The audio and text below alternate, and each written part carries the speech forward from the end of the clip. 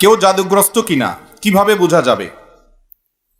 কোনো ব্যক্তি জাদুগ্রস্ত কিনা এটা বোঝাটা অনেক সময় খুবই সহজ, আবার কোনো কোনো সময় একটু দুরূহ। আমাদের সমাজে জাদুগ্রস্ত রোগী হিসাবে আমরা যাদেরকে জানি তারা অনেকে জাদুগ্রস্ত, আবার অনেকে মানসিক রোগী। সাধারণ মানসিক রোগীকে অনেক সময় জাদুগ্রস্ত বা জিনে আক্রান্ত রোগী হিসাবে আমরা মনে করি। এটা অনেক সময় ভুল হয় আমাদের। তো এই জন্য জাদুগ্রস্ত রোগীর কিছু আলামত আছে, সে আলামতগুলো দেখে আমরা নিরূপণ করতে পারি কোন ব্যক্তিকে জাদু করা হয়েছে, অর্থাৎ ব্ল্যাক ম্যাজিক করা হয়েছে। এর আগে বলে রাখি যে ব্ল্যাক ম্যাজিক যে করে আর যে করায় পয়সা দিয়ে, এই উভয় ব্যক্তি শুধু কাবিরা গুনাহকারী নয়, বরং এই জাদুর কাজ যে ব্যক্তি করে, জাদুকর বা ব্ল্যাক ম্যাজিশিয়ান যে ব্যক্তি ব্ল্যাক ম্যাজিক করে মানুষের ক্ষতি করে, ইসলামী শরিয়ার দৃষ্টিকোণ থেকে সবচাইতে জঘন্য শাস্তির মুখোমুখি সে ব্যক্তি হবে। মৃত্যুদণ্ডের শাস্তি ইসলামী আদালত তাকে দিবে। এইটাই হলো ইসলামী শরিয়ার বিধান। এত জঘন্য অপরাধ। আর জাদুর বাস্তবতা এটাকে আমাদের অনেক তথাকথিত বিজ্ঞান মনস্ক ভাইয়েরা অস্বীকার করেন। তারা বলে অলৌকিক বলতে কোনো কিছু নাই, তারা অলৌকিকতাকে অস্বীকার করে।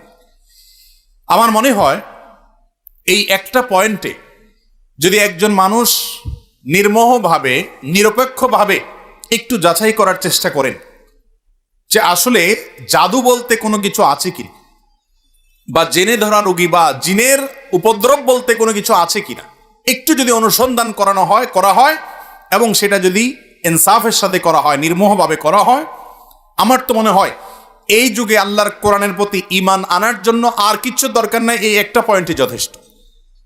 কারণ অনেক জিনে ধরা রোগী আছে, যেই জিনে ধরা রোগীদের পুরো অবস্থা যদি পর্যবেক্ষণ করেন আপনি, তাদের মধ্যে যে সমস্যা আছে সেই সমস্যাটা যে অলৌকিক, সেই সমস্যাটা যে কোনো লৌকিক সমস্যা না, সেই সমস্যাটা যে সাধারণ কোনো সমস্যা না, অসুখ না, এটা বোঝার জন্য আপনার পণ্ডিত হওয়া লাগবে না, বেশি সময় অপেক্ষা করা লাগবে না। যারা জিনের রোগী দেখেছেন এবং জিনের উপদ্রব যাদের বাসা বাড়িতে হয়েছে স্বচক্ষে দেখার সুযোগ পেয়েছেন, তাদের কাছে এটা দিনের আলোর মতো পরিষ্কার। এবং এরকম বহু দৃশ্য দেখার সুযোগ আমার হয়েছে। আল্লাহ রাব্বুল আলামিন কোরআনে কারিমে সূরা জিনের মধ্যে জিন জাতির অস্তিত্বের কথা বলেছেন। আমাদের তথাকথিত বিজ্ঞান মনস্ক ভাইয়েরা, বোনেরা, অনেক নাস্তিক বন্ধুরা তারা জিনের অস্তিত্বকে স্বীকার করে না, অথচ জিনের উপদ্রব যে বাসা বাড়িতে হয়েছে তারা জানে জিন আছে না নাই, তার উপদ্রব দেখে অনুমান করতে পারে, নিশ্চিত হতে পারে তারা।